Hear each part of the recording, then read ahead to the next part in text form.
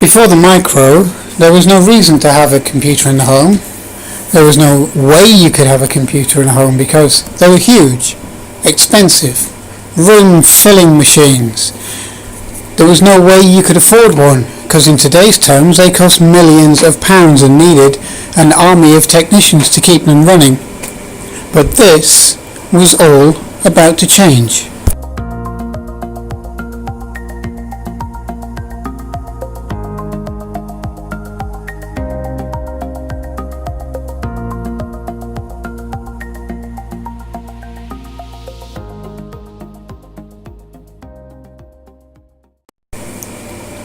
So we're going to start with a micro that people know a lot about, and that's a Sinclair ZX81. It's a computer that has gone down in history for various reasons. One, for people love it, another one that people don't like it, and another one just plain hate it. But the reasons are very, very rose tinted now because they're actually looking at it from a current perspective. Now what I want to do is look at it from a perspective from the past. Reasons why it was built that way, how it was built, and does it have any play in today's society.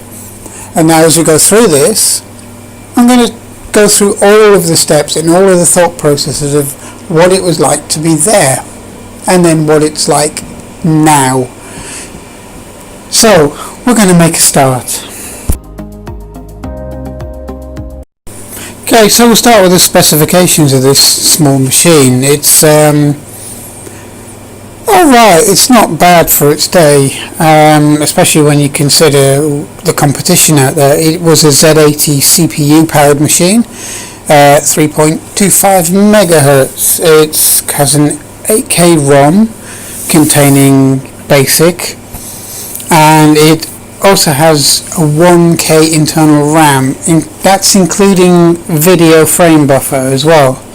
It was monochrome, there was no sound. It would display up to 32 characters by 24 lines, and it was housed in quite a small package even for the day. Now the machine itself was quite small. It was, if you spread your adult's hand out on the case, it was roughly the size of a spanned adult's hand. It wasn't big by any means. It was a lump of black plastic, didn't look like much, but then at the end of the day, nobody really knew what a computer was supposed to look like at the time. It was all brand new, which is what people tend to forget. If you look around the machine, they have very simple ports. There's an edge connector for adding on additional peripherals which can write directly and read directly from the CPU and its other associated components. It also has just a tape in and a tape out for loading and saving programs, and a power socket. That was your basic machine. One of the biggest things about the ZX81 is one of the few machines where software was written for expanded machines rather than just the base model. So a RAM pack like this was very popular, and it was almost a necessity to get the most out of what was a very bare essential machine, and this is what it would look like on most people's desks. Along with the main machine in the package, when you buy one, you get a power supply. It's styled to look like a ZX81. It's black, it puts out 9 volts, and it's smaller than a lot of its contemporaries. It's a lot smaller than the things you would get with a VIC-20, and also it has very basic connectors on it. It has a little jack, 3.5mm jack as its main connector into the machine. Once we start stripping the machine apart, you can see there's very few parts to the machine. You have two pieces to the case. You also have a motherboard, which is quite small, and the keyboard was held in or connected by ribbon. If you look around the machine itself, the system board, you have a ULA. You also have a Z80 CPU, your ROM, and you have a 1K chip. That is roughly all that's inside the machine, specifications wise. The video was output through the RF component here, and there wasn't many major components on the board. It was as if Sinclair tried to scale back and use as little as possible to make a functioning machine, which is really what it was. On the reverse of the board, you could see that this is an issue 1. It's an early 1980s model, or 1980 model rather. It has a green PCB where there's quite a few different colours, including red that was used in some models. And also, if you notice, the tracks look almost hand-drawn, which they would have almost certainly have been, because computerized processors in this didn't come into play, not for a long time. So it's virtually a hand-assembled machine, which is why it was also sold in kit form as well as a fully assembled working computer.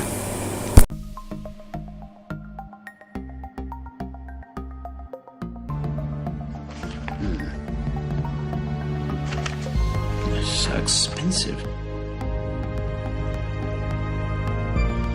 But why so expensive? Price is the key. Whatever happens, I want a computer that we can sell for the magic sum of £99. Okay, the keyboard. It's one of the most ridiculed parts of the machine. It's the most ridiculed parts of any machine with a membrane keyboard, because it lacked a lot of feel. It lacked a lot of the common tactile feel you get from pressing a key.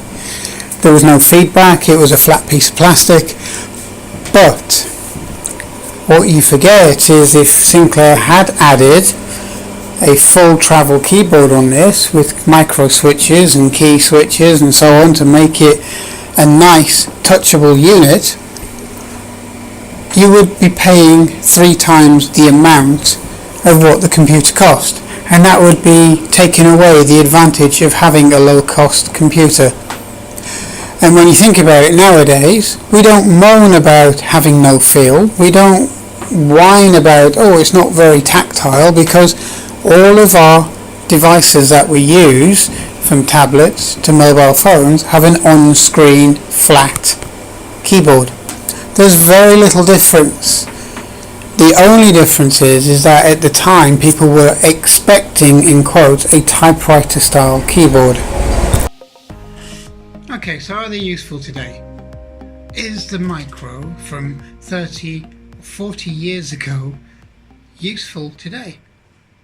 It's a bit of a hard one, that, because if you're a nostalgia person, then yeah, because of nostalgia, then they're useful. Okay, but there's a lot of pseudo nostalgia people out there who weren't there, who are looking back at it and think, wow, isn't this a great piece of kit? Not really realizing what it actually did at the time. At the time, there was nothing else there. We didn't know what to do with it. Nobody knew if it was going to work or not. Nobody had a clue what you should be doing with it. It was invented on the fly. It was all made up. That became an industry around developing software to make these bits of plastic with lights do something. And that was the great thing, because without that, you wouldn't have the computers you have today, you wouldn't have the electronics industry you have today, you wouldn't have the graphics, the sound, the videos, the editing, the databases, the internet. None of that would have existed. So do they have a use? In the past, as a development stepping stone, yes. Today, as a useful piece of equipment, maybe not so much, but there's one thing you have to remember: they've run the same software they did 30 or 40 years ago. They'll play the same games they did 30 or 40 years ago. They'll do the same educational packages they did 30 or 40 years ago. One thing they're really good at is teaching you how to program, teaching you how to structure a language, teaching you how to make the machine do something, because it's instantly there when you turn the machine on. The moment you turn that machine on, it's asking you to do something with it. It's saying, I'm a blank piece of paper, now write me a program. And because the languages were based mostly around BASIC, there was a few that were Forth, it was very simple to get started. It was easy to bring something on the screen. It was easy to do a small input program and a small decision-making routine, and then things would grow from there. So from that standpoint, they were better than modern machines because it forced you to do something. It forced you to learn. It forced you to start using the machine other than just sitting there using somebody else's package. Now that's where their strengths lie, and it still lies now. If you can learn to program on an old machine, the actual physical way you program doesn't change. It's always step by step by step, process by process. That has never changed. So they do have their use. There are never going to be a patch on modern machines. They're never going to match them for power. They're never going to match them for graphics, but they are going to match them for the ability for you to be able to learn.